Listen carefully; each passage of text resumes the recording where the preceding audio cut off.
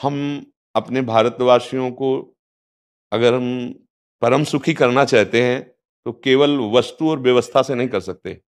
उनका बौद्धिक स्तर सुधरना चाहिए। आज हमारे समाज का बौद्धिक स्तर गिरता चला जा रहा है।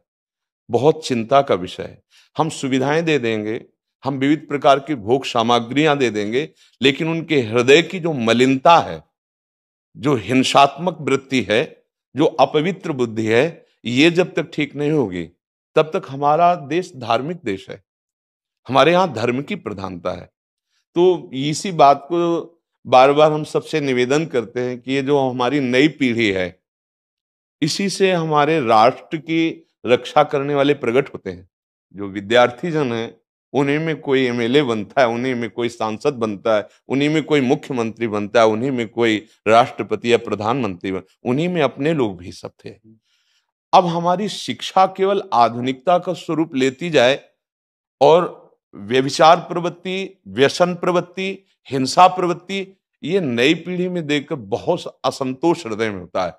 इसीलिए कितनी भी शरीर में पीड़ा हो, हम प्रयास करते हैं जितने से जितने सामने हमारे भगवत स्वरूप जन आते हैं, पहले बुद्धि शुद्ध होनी चाहिए। मय्येव मन आदत्स्व मयि बुद्धिम निवेश है, तो निवशिष्यति मय्येव अत ऊर्ध्वम न संशया।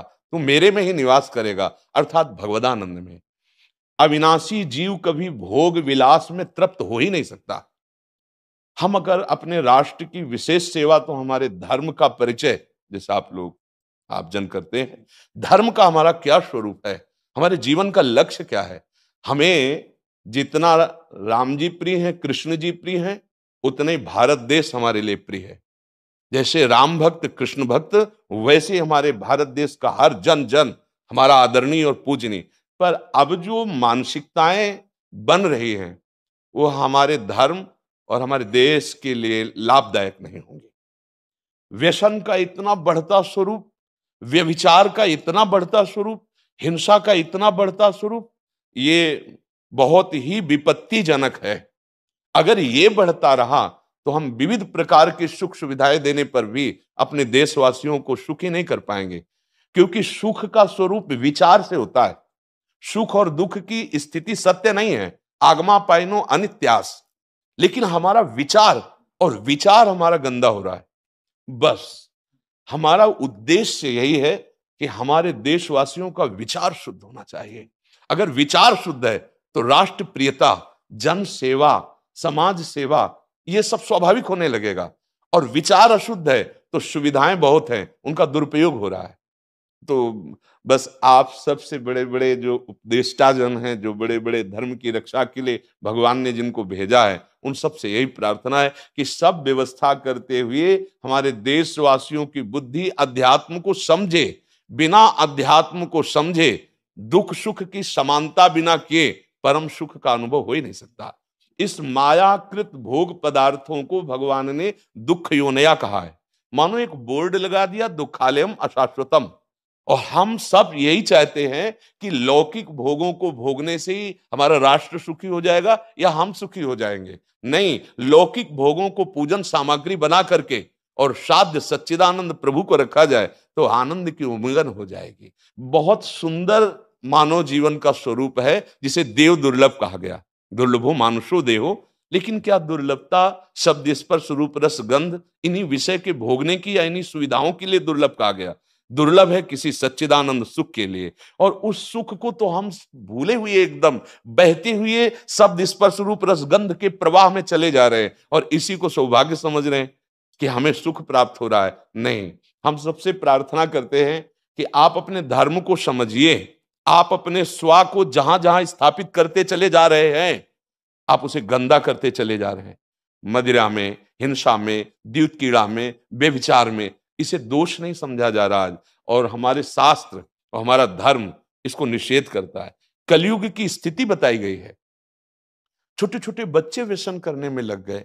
आज स्कूली विद्यार्थी जिनको ब्रह्मचर्य से पुष्ट होना चाहिए, वो ब्रह्मचर्य नष्ट कर रहे हैं। ये बड़ा चिंता का विषय है।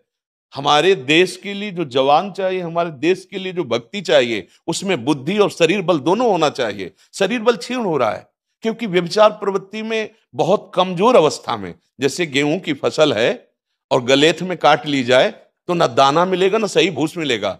ऐसे ही 20 वर्ष की अवस्था तक यदि ब्रह्मचर्य नष्ट कर दिया जाए तो वो गृहस्थ के योग्य में नहीं रह सकता। राष्ट्र सेवा की क्या बात है। हमारे राष्ट्र सेवा के लिए बहुत विशाल हृदय की आवश्यकता है। हमारे शरीर को बहुत स्वस्थ रखने की आवश्यकता है, तभी हम समाज सेवा, राष्ट्र सेवा। तो शरीर और बुद्धि दोनों का स्वस्थ होना बहुत आवश्यक है। तो शरीर को तो नष्ट किया जा रहा है विषय भोगों में।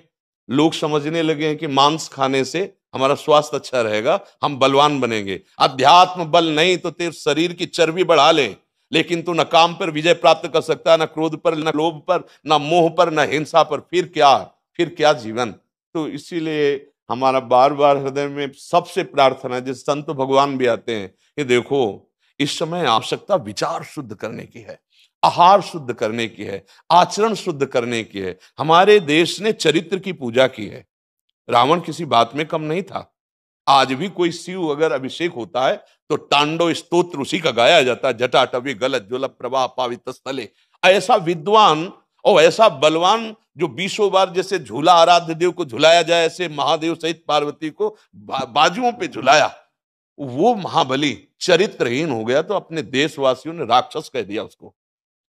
चरित्र, आज हम चरित्र पर ध्यान ही नहीं दे रहे। चरित्र बेचना मतलब कोई समझ में नहीं आ रहा। छोटे छोटे बच्चे चरित्रहीन हो रहे हैं। हमारा राष्ट्र संकट में पड़ जाएगा अगर हमारे बच्चे व्यवस्थित नहीं हुए, उनकी बुद्धि शुद्ध नहीं हुई, उनका स्वास्थ्य ठीक नहीं रहा। कौन आगे चल कर के है? यही पीढ़ी तो है ना, इन्हीं में से तो निकलते हैं हमारे राष्ट्र भक्त, भगवत भक्त, देश सेवी। तो सबसे यही प्रार्थना है कि हमारे नई पीढ़ी को सुधारा